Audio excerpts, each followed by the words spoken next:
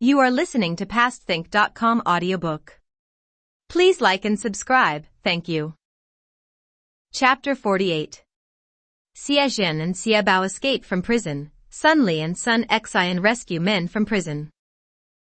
The favorable opportunity lies in this, said Wu Yong, that our Shi Yong has introduced to our band a man who is a personal friend of Luan Tingyu of the Zhu family village. This new recruit knows that you did not succeed in attacking this village, and has suggested a plan of attack. He is now on his way here, and in 5 days his plan will be carried out. What do you think of that? Song Jiang was much pleased upon hearing this. Now at Dengzhou and Shandong there were 2 hunters, Xia Zhen and Xia Bao, who were very skillful in the use of the trident. Of all the hunters in that district they were the best. Xia Zhen was known as Double-Headed Snake, while Xia Bao had a nickname Double-Tailed Scorpion. Both of them had neither father, mother, or wife. They were both over 7 feet in height, had broad shoulders, small ordinary waists, and brown complexions. Xia Bao had a rough temper, and at times would shake heaven and earth. The officials had issued a proclamation that the hunters would be held responsible for killing the tigers in Dengzhou, and if they did not kill the tigers in due time they would be punished. These 2 hunters had received the order, and had prepared poisoned arrows, and then proceeding to the mountains where the tigers were known to be, they hid themselves in a tree to wait for the tiger. After waiting there a whole day they returned home, without having seen, or even heard the tiger. They did this again the following day with the same result. At about 3 a.m. on the 3rd day they again waited in a tree, and were so tired that they leaned against each other and fell asleep. They had not yet closed their eyes when they were awakened by a sound of their trap, and springing up they looked around, and saw a big tiger writhing on the ground with the poisoned arrow sticking in its body. Seizing their tridents they ran forward, but the tiger, seeing the hunters, ran off carrying the poisoned arrow in its body. They followed it. The poison, however, was taking effect, and very soon the tiger roared loudly, and sinking to the ground rolled down the hillside. Xia Bao recognized the place down below as the garden of an old Mao. They went down the hillside, and knocked at the door of the farmstead. It was now daylight, and upon being admitted they explained to old Mao that they had come to take the tiger in his garden they had shot that morning. Old Mao agreed to this, but as he was afraid they were hungry after their night's work he invited them to take food and wine with him, and then go and look for the wounded tiger. They agreed to this, and after the meal old Mao took 2 of his men, and went with the hunters into the garden, but although they looked everywhere they found no tiger. Old Mao suggested that the hunters had made a mistake as there was no tiger. Xia Bao, however, pointed to a spot where the grass had all been leveled, and there were marks of blood of the tiger on the ground. It looks as though someone had moved away the tiger, he said. Do not make such statements, said old Mao. My farm servants did not know anything about a tiger being here, so how could they have had anything to do in the matter? You noticed that when we entered the garden the lock on the gate was rusty, and we had to break open the gate. I also came with you to look for the tiger. Sir, you must hand the tiger over to us so that we can take it to the yamen, and get the reward. What you say is quite unreasonable, said old Mao. Your statements are not correct in suggesting that I have taken the tiger away.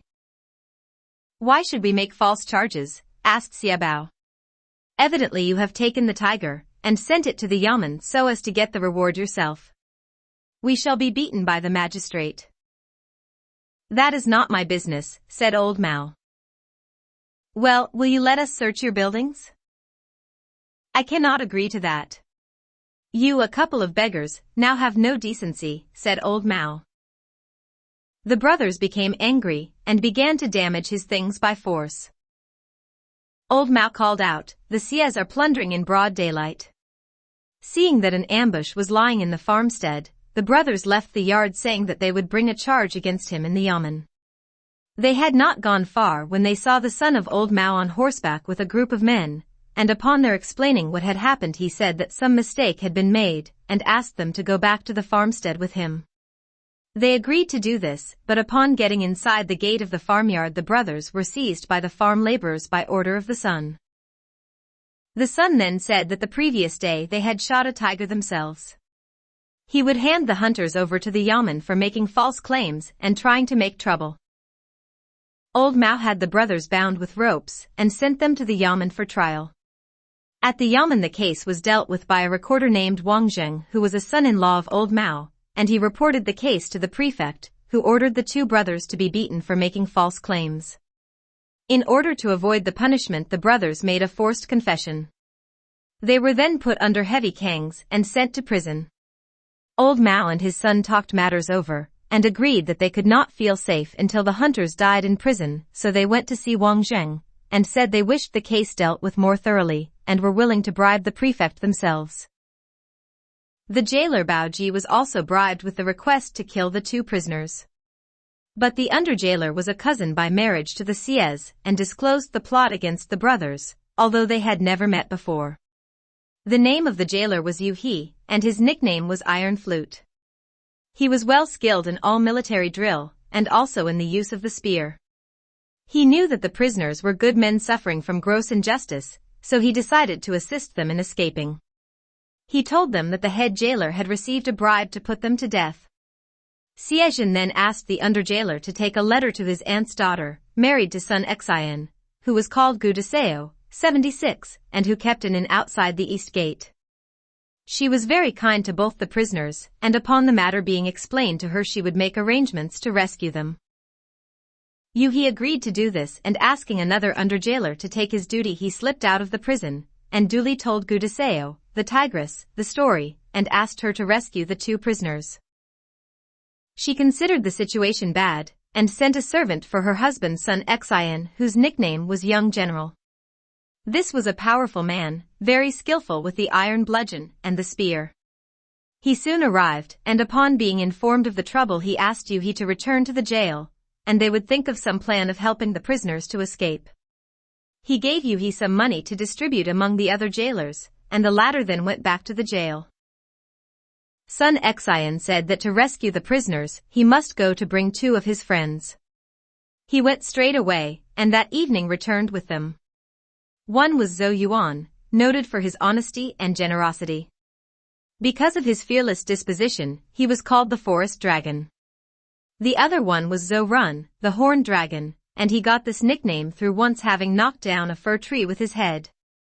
Zhou Run, upon hearing the details, said he had only 20 loyal followers, and after attacking the jail and releasing the two prisoners, the district would not be safe for them to stay in, and they must all of them make straight for the refuge at Liangshan Marsh.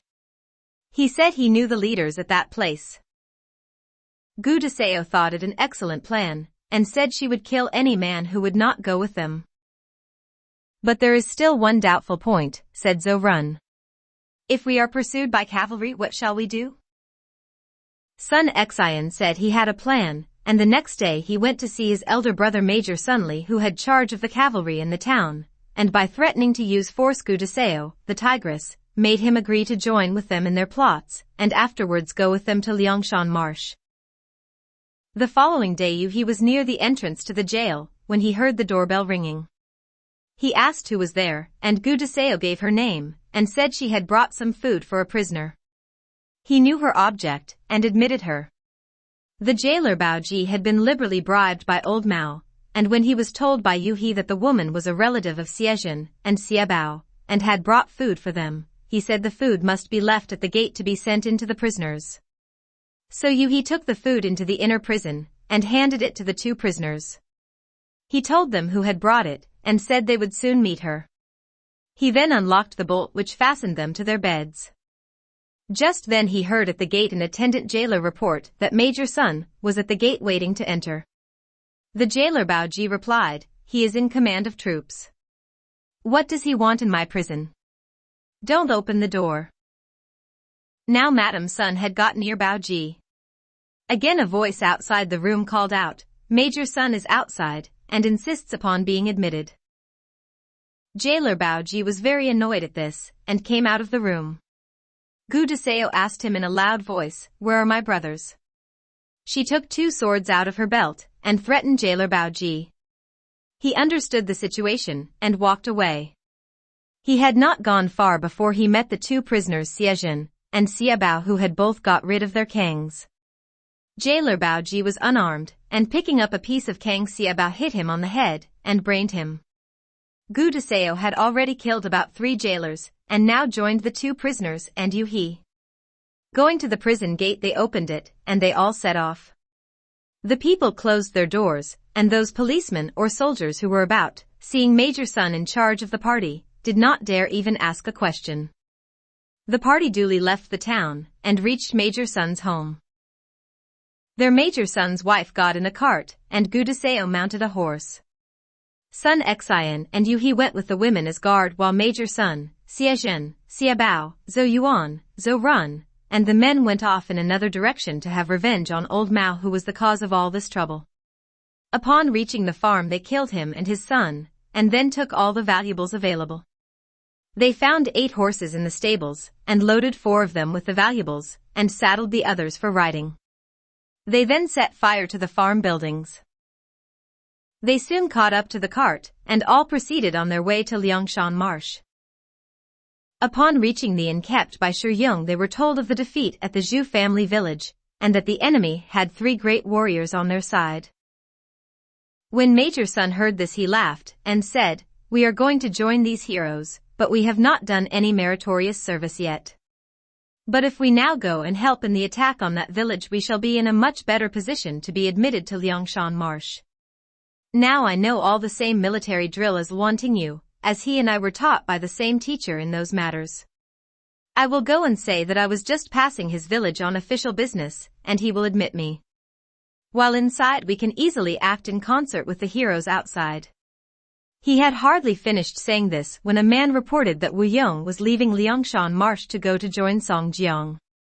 Shi Yung at once told the man to ask Wu Yong to come immediately to that inn, as there was a very important matter for discussion.